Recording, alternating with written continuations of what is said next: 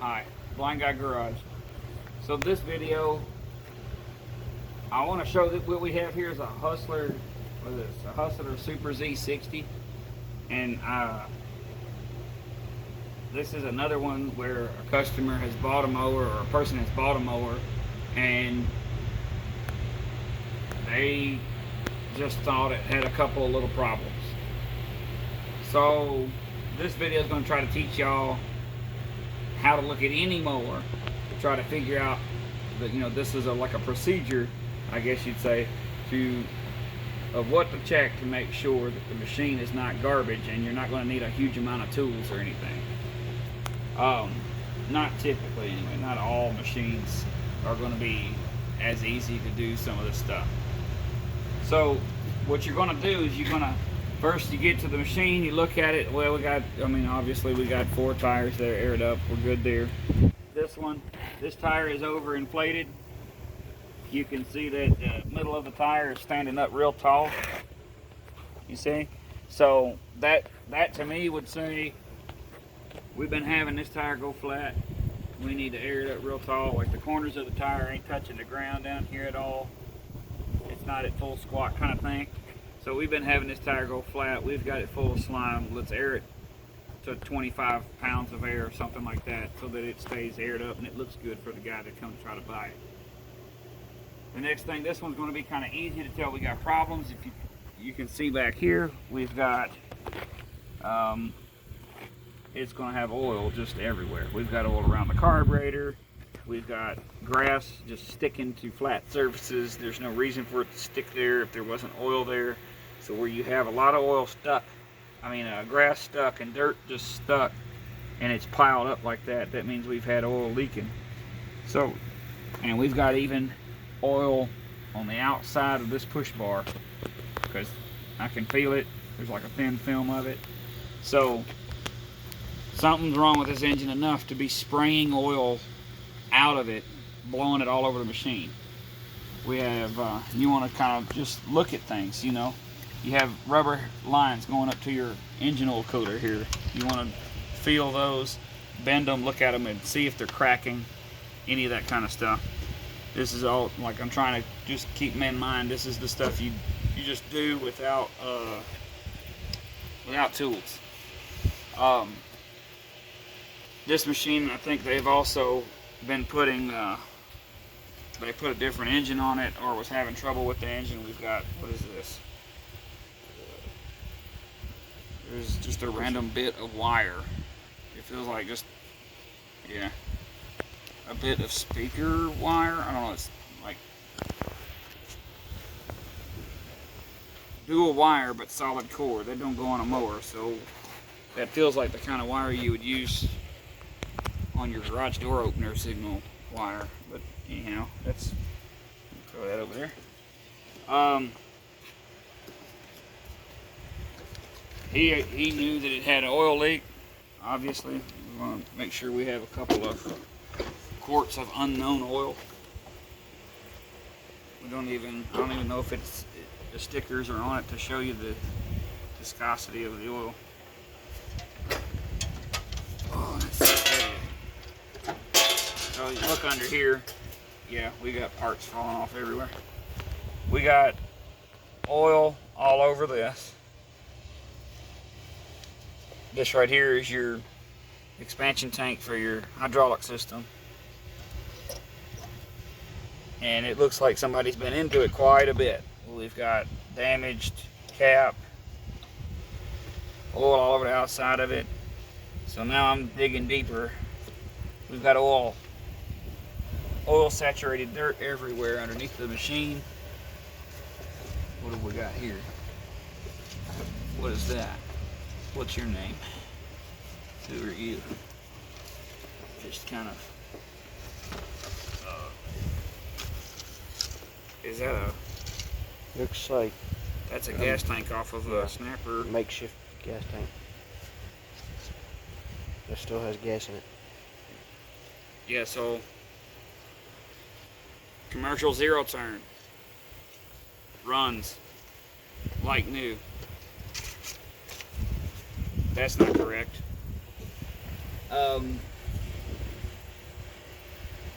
obviously we're going to look at our battery. I've seen machines that people, like look here, we've got, that feels like wire from your household lamp, and it just arced and sparked and everything. We had, oh yeah, see, we got electrical tape everywhere. They don't use that kind of stuff, guys. I don't even know what that is. So they had a makeshift fuel tank laying where a bare wire was laying. Oh my goodness. This is stuff I'm seeing for the first time, actually. We got one good hydraulic hose. You're gonna also, on this machine, we've got a machine that has hydraulic hoses going from pumps down to wheel motors. So you follow those circuits, you know, these are just like wires, but at the ends of them, see if they're leaking, see if they've got oil coming out of them, you know, if they're wet. This big one here, which goes into the filter, which the filter is saturated with oil on the outside, it goes down and it is covered with oil down there. The motor plate is covered with oil. So this machine looks like we've got a pretty severe hydraulic leak. We've got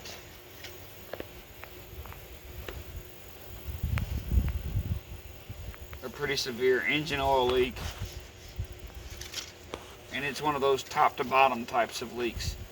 So if you just have like a oil pan gasket leaking, most of your oil will be below the valve cover and stuff. You won't have oil all the way to the top of the engine on the outside, especially. We have, I don't know if we were left the inspection covers for the coils or not, but we were missing inspection covers off of the coil, off of the engine cover. This is, this machine has a lot of problems. That fuel line that they have running to that is pretty crusty, and that goes to the actual fuel tank. Yeah, and this is the fuel tank. Oh, I see. Yeah. Even the one they have going to their fuel line, it's smashed, and it's the same stuff. It's all grody, coming apart. So on these mini Z's, a lot of these machines, commercial machines, if they've got the control panel on the gas tank, this is this is a Super Z. What is it called? What is it machine? X-Mark. The X-Mark Laser Z. It has bolts that are just like 1/4 bolts running into your gas tank. And if the machine's set outside a lot in the weather and stuff, those 1/4 bolts will seize in the gas tank because there's a steel insert inside that gas tank, and the water just gets down in there. It corrodes these bolts clean into the nut, and you can't get them out. And then somebody just keeps cranking on them. They don't put no looby-dooby in there or nothing, and you get one bolt. So we got one bolt out, so we might have an option to actually bolt this panel back. But I have had a lot of these panels. They're completely broken. All the bolts are broken off. And this one, we got some masterful wiring happening. So this machine here, if you're looking at all of this, unless you're skilled in wiring, you're not going to want to open this can of worms. You're going to want to take this to a professional. Just anticipate the cost of another harness. We've got wires cut all over this thing. Stuff is not happy on this machine.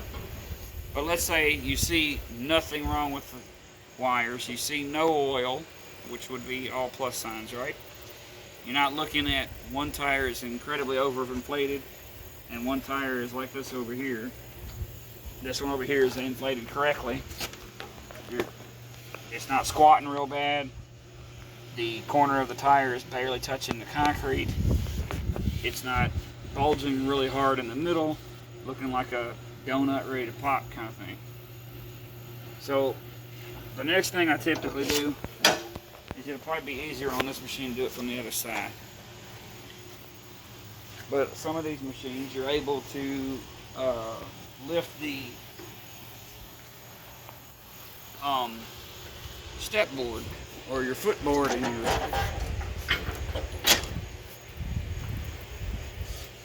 the middle here. This one is just easy. There's another. If you have parts like this laying around the machine, it's always nice too when your ignition switch has a thin coating of oil over it, huh? It keeps it lubricated, you know, so when you get ready to install it, it just slides right in. So let's put that back in the Grand Canyon. So you'll take these covers off. A lot of times these covers are just on with a simple clip or thumb screws, whatever you want to call these fasteners that you can take loose with your hands. This machine, what we have here is signs of they were trying to take care of at least the deck and grease it. We have bearing grease all over the top of this pulley. When I took this off earlier, grease. That's all grease just stuck. See? It's just stuck to that inner plate. So that means they were greasing it, but they weren't cleaning it.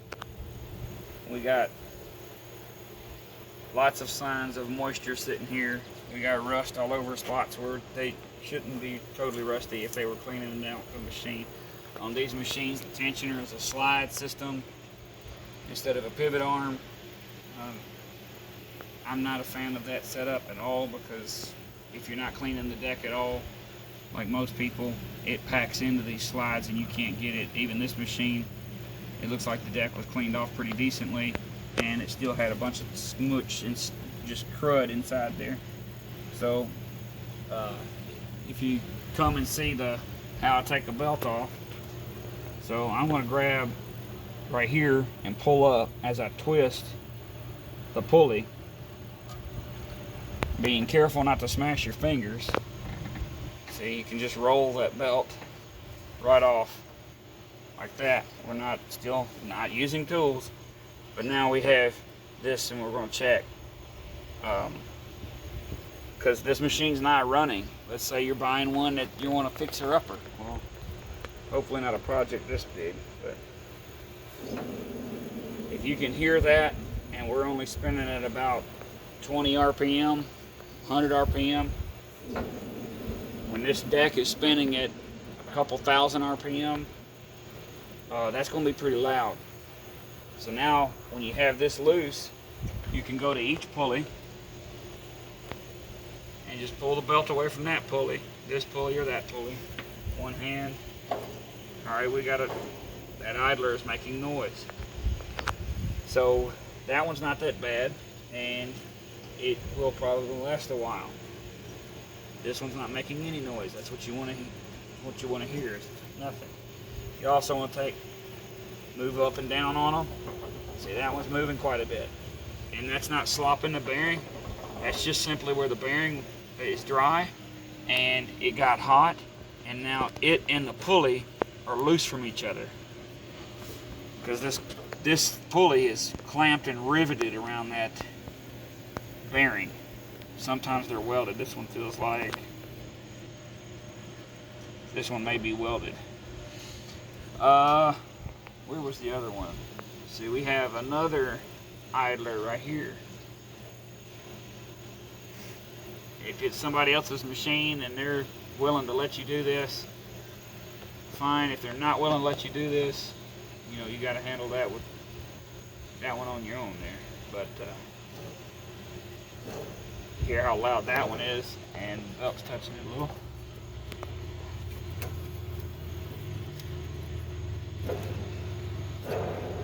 All right, when they're loud like that, that's going to cause heat in here. And if you're looking to mow a lot of grass for a long time, that kind of stuff right there will burn that pulley up. These belts aren't expensive, by the way. If you're looking at the belt, you can see that belt is done. We got those about every inch. But you go to put these belts right here, this belt right here is probably about almost $100. So these pulleys are only about $15, $20. Sometimes a little more. That $20 pulley can ruin a $100 belt and then ruin a $300 day, so, or more. So then you go to your next spindle. Oh, that's not good. Alright, so you watch. If you just spun the deck with the belt on it, you wouldn't hear this, because this would stay under a load and you wouldn't hear it. Now, that just means that this bolt is loose and it's possibly ruined this pulley or the shaft in the middle of the spindle assembly. But that would mean we can get a new shaft, we can put it back together, and we're good. It's not usually a hugely expensive thing to do. Typically it costs more in labor to do that than it does the part. Now, we're going to spin it. See, and I mean, that's a good spindle. The bearings in that are good at least. But that kind of makes up for having good bearings, doesn't it? Makes that quite a bit worse. So, again, here we're going to do this side. Now that one's tolerable. That right there, I wouldn't be too worried about making sure that's fixed. I would just grease it and see how it goes. But if you wanted it depends on what you're wanting in the machine and what your worth is in the machine, because you know. So the next thing we're going to do is we're going to look at these. This stuff right here is very important because these are not easily replaced as far as money goes.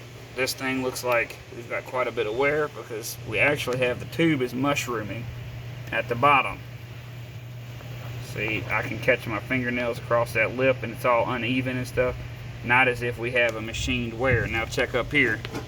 On top of this housing here, this is sitting off center because the bearings that are in here are completely worn out, and this washer is all boogered up where it's been rubbing the top of this housing. It's leaning forward. So this machine, if a machine has this problem but none of the others, and you can start it up and run it, it's going to kind of be hard to spin it side to side. You're going to have a hard time with the zero turning, the function of the mower kind of thing, because this is going to bind up because of the way that the geometry of it is, I guess you'd say.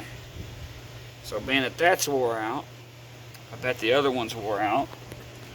We have maintenance-free tires, which is a good thing, but, well, this one looks like it's had a shark attack or something. I don't understand that one.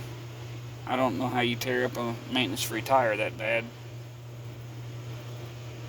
I guess mowing a gravel driveway, I don't know. This side is starting to do the same thing. It's not as bad as the other side. It's got some boogered up stuff going on down here. I'm holding my fingers there because I am the blind guy and I can't see that it's off center, but it is leaning off center towards the front because the wheel is this way. Shoot, that thing's leaning a good 3/16 of an inch. The other side's leaning maybe 1/4 of an inch.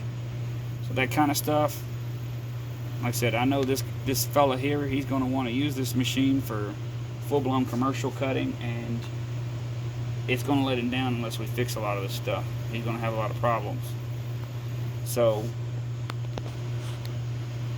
this machine won't even crank. This machine won't even do anything. So, but this is the kind of stuff, like, people buy this stuff thinking that they're going to bring it into a shop and get it fixed really quick, and you know, a week or two max, I should have a running commercial mower and have a minimal investment. This machine here is probably somewhere around $4,000 to $5,000 and in good shape, great shape kind of thing with about 1,000 hours on it. But that's not what we have here. A lot of times with this stuff, you're not going to get your money's worth. Now, this is where you might get dirty. You might want to bring you a towel or something if you're not wanting to get too dirty. But if you can get yourself down on my level right now, you look under here. This is another place that really tells you some stuff. Tons of oil on the springs. There's literally oil trying to drip off of the PTO.